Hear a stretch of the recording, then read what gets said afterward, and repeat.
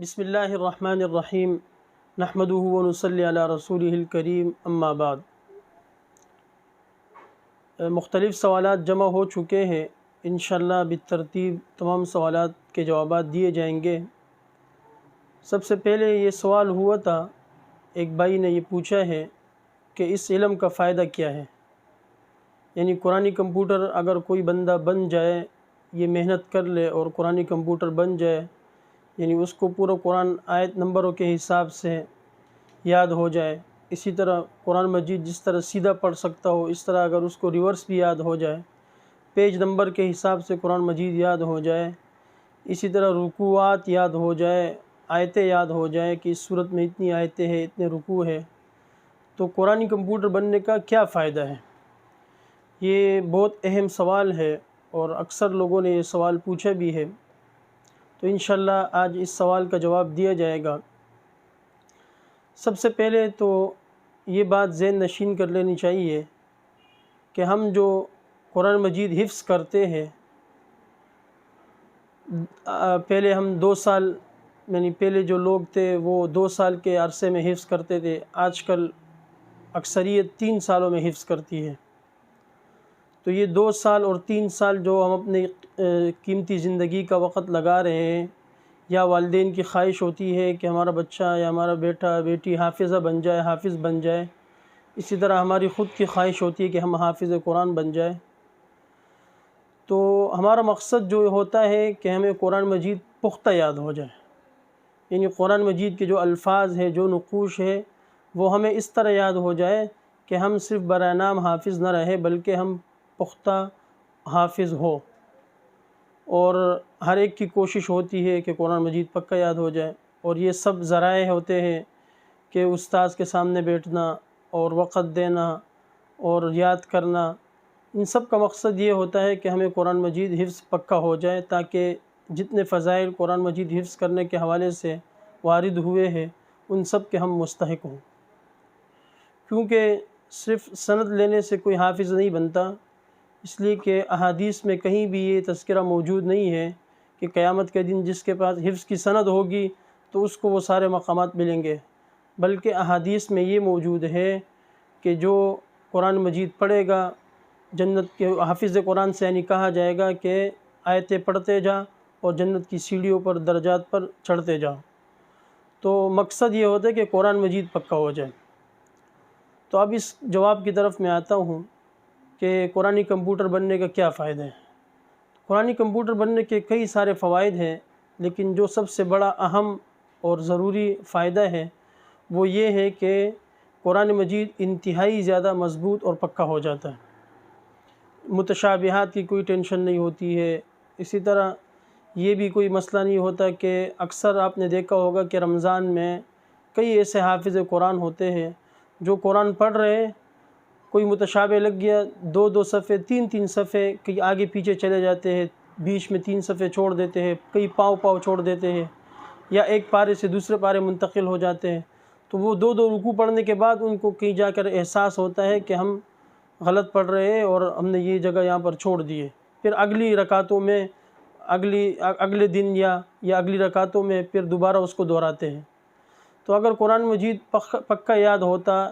یعنی قرآن کمپیوٹر اگر آیت نمبر کے حساب سے اگر ان کو یاد ہوتا، تو اگر ان کی غلطی آتی بھی تو اگلی آیت پڑھنے کے بعد ان کو اندازہ ہو جاتا کہ ہم غلط پڑھ رہے ہیں اور ہمیں صحیح پڑھنا چاہیے۔ ایک تو یہ کہ متشابہات کی جتنی ٹینشن ہے وہ سب ختم ہو جاتی ہے، یعنی اس طرح نہیں ہوتا کہ 2 صفحے چھوڑ رہے، 3 صفحے چھوڑ رہے، یا ایک پارے سے دوسرے پارے کی طرف چلا جائے اور بعد میں ان کو احساس نہ ہو۔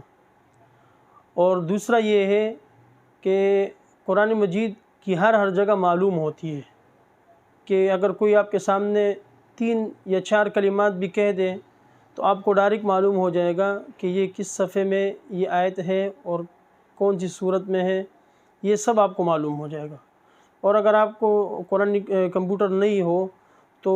100% میں سے جو 70% حفاظ ہوتے ہیں، کیونکہ حفظ کے موقع پر جس وقت حفظ کیا جا رہا ہوتا ہے اس وقت تو قرآن مجید سب یاد کر لیتے ہیں، اس لیے کہ صبح سے لے کر شام تک جب وہ پڑھتے ہیں تو سارا یاد ہوتا ہے، یعنی جو اچھا پڑھنے والے ہوتے ہیں۔ لیکن حفظ کرنے کے بعد اکثر طالب علم جو ہے وہ باہر عصری تعلیم کی طرف چلے جاتے ہیں، کچھ ایسے ہوتے ہیں کہ جو درس نظامی کی طرف منتقل ہو جاتے ہیں۔ تو جو عصری تعلیم والے ہوتے ہیں،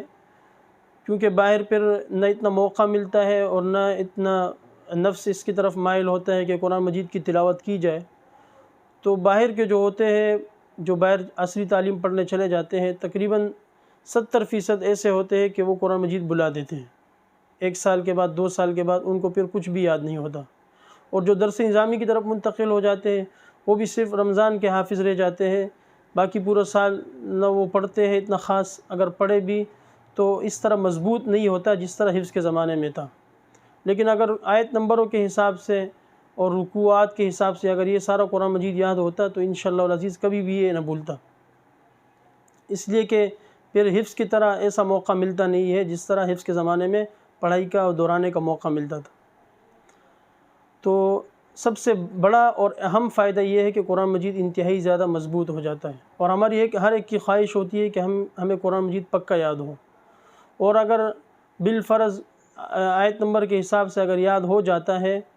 تو اگر پھر موقع بھی نہ ملے پڑھنے کا، یا سستی ہو، غفلت ہو، اس کی وجہ سے مذاکرہ یا تکرار نہ کیے جائے، تو انشاءاللہ اللہ تعالیٰ کی ذات سے امید ہے کہ 5 سال کے بعد بھی انشاءاللہ قرآن مجید پکا یاد ہوگا جس طرح پہلے تھا۔ اس کا میں خود تجربہ بھی کر چکا ہوں، اور اس کا اندازہ بھی مجھے ہے کہ اگر آیت نمبر کے حساب سے قرآن مجید یاد ہو تو پھر وہ انشاءاللہ کبھی بھی نہیں بھولتا، اس لیے کہ تمام جگہ یاد ہوتی ہے، اور یہ آیت نمبر یاد کرنا لوگ سمجھتے ہیں کہ شاید بہت مشکل کام ہوگا۔ جو حفظ کر سکتے ہیں وہ آیت نمبر بھی آسانی کے ساتھ یاد کر سکتے ہیں، اور ریورس پڑھنا یہ تو انتہائی زیادہ آسان ہے، کیونکہ اگر آپ کو آیت نمبر یاد ہے تو ریورس پڑھنا آپ کے لیے کوئی بھی مشکل کام نہیں ہے۔